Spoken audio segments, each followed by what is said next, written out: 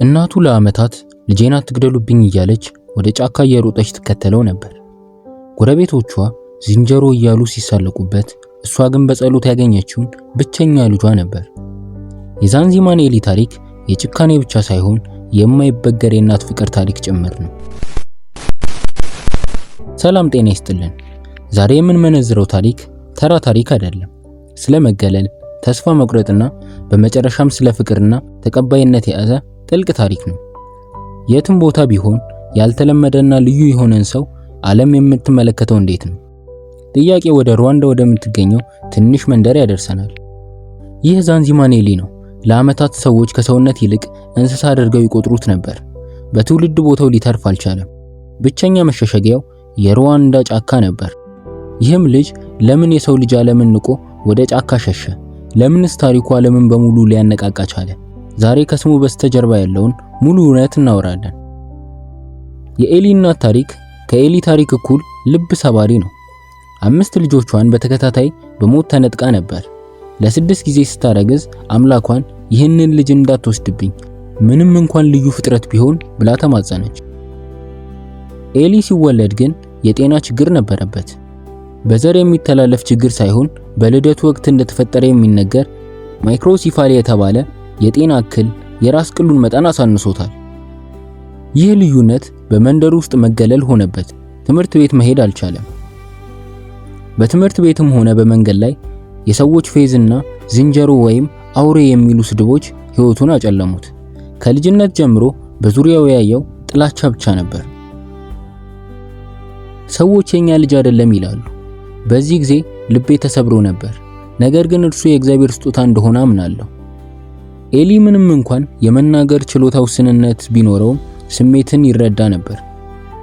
ስቃይን መቋቋም ሲያቅተው የመረጠው መንገድ ከሰውና ከማህበረሰቡ መራቅ ሆነ። በአካባቢው ወደሚገኘው ጥቅጥቅ ደን ሸሸ። የኒዩኒዌ ደን የሩዋንዳ እንቁ ነው።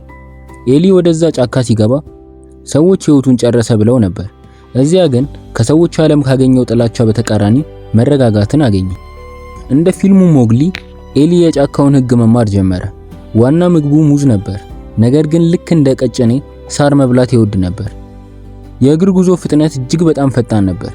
ማንንም አይጎዳም፣ ነገር ግን በጫካ ውስጥ ለመኖር የሚያስችል ብልሃትን አዳበረ።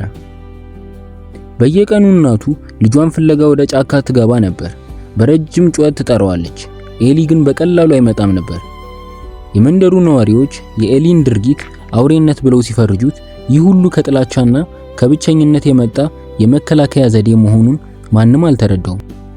ይህ የእውነተኛ ሞግሊ ታሪክ እዚህ ሩዋንዳ ውስጥ ቀጠለ። ነገር ግን የኤሊና የጫካው ታሪክ የተደበቀ አልነበር። አንድ አፍሪማክስ የሚባል ቻናል ስለ ኤሊ የሰራው ዘጋቢ ፊልም የመላውን ዓለም ትኩረት ሳበ። ቪዲዮ በአጭር ጊዜ ውስጥ 10 ሚሊዮን የሚጠጉ እይታዎችን አገኘ። ሰዎች ስለ ኤሊ ሲሰሙ ስለ እናቱ ፍቅር አለቀሱ፣ ለኤሊ ደግሞ አዘኑለት። ዓለም እርምጃ ለመውሰድ ወሰነች። በኦንላይን የተጀመረው የገንዘብ ማሰባሰቢያ ዘመቻ በ10 ሺዎች የሚቆጠር ዶላር በአጭር ጊዜ ውስጥ ተሰበሰበ። ይህ ገንዘብ ለኤሊና ለእናቱ ትልቅ ተስፋን አመጣ። በመጀመሪያ ደረጃ የተሻለ መኖሪያ ቤት ከጎጆ ቤት ወደ አዲስ ቤትና ዘመናዊ ቤት እንዲሸጋገሩ ተደረገ። ኤሊ ትክክለኛ የጤና ምርመራ እንዲያገኝ በመደረግ ከጫካ ወደ ትምህርት ቤት መጣ። የእናት እንባ ደስታን አመጣ። የዓለም ደግነት የብቸኝነትን ሰንሰለት ሰበረ። ዛሬ ዛንዚማኔሊ በቡምባዊ ማህበረሰብ መካከል ለልዩ ፍላጎት ላላቸው ልጆች በተዘጋጀ ተቋም ውስጥ ይማራል። ቀድሞ የጫካ እንስሳ ይባል የነበረው ልጅ አሁን የተከበረ ተማሪ ነው። ኤሊ አሁን የንጽህና አጠባበቅ ተምሯል። ከማያውቀው ዓለም ጋር የመግባባት ችሎታ እንዳዳበረ ነው። በጣም የሚገርመው ደግሞ እግር ኳስ መጫወት መውደዱ። ቀድሞ የሚሸሽበት ፍጥነት አሁን በጨዋታው ላይ ብልጭታውን ያሳያል። የዛንዚማኔሊ ታሪክ ከአዛዛኝ መነሻው ባሻገር የሰው ልጅ በአንድነት ቢቆም መለወጥ ይችላል የሚል ደማቅ ተስፋን ይሰጣል። ፍቅር፣ ተቀባይነትና ልግስና የአንድን ሰው ብቻ ሳይሆን የአንድን ቤተሰብና ማህበረሰብ ሕይወት ሊለውጥ እንደሚችል አሳይቶናል። የዛንዚማኔሊ ታሪክ የማንነትና የሰብአዊነትን ትርጉም እንድንመረምር ይገፋፋናል። ልዩነት መገለል ሳይሆን ልዩ ተስጦ ሊሆን እንደሚችል ያሳያል።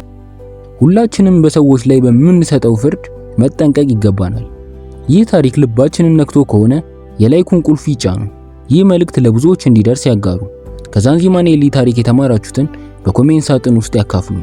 ቻናላችንን ሰብስክራይብ በማድረግ ደግሞም ሌሎች አስገራሚ ታሪኮች እንዳያመልጣችሁ በሚቀጥለው ጊዜ እስክንገናኝ ድረስ ልዩነትን በደስታ ይቀበሉ።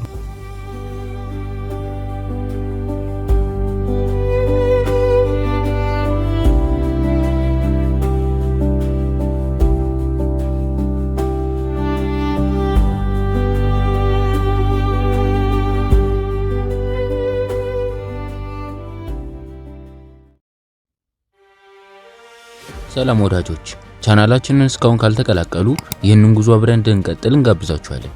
የእናንተ ድጋፍ ለኛ ትልቅ ትርጉም አለው። አንድ ሰብስክራይበር ለኛ የምታሳዩትን ማበረታታት ያሳያል። አሁን ሰዓቱ ነው። አዲስና አዝናኝ ቪዲዮዎች እንዳያመልጠው የሰብስክራይብ በተኑን ይጫኑ።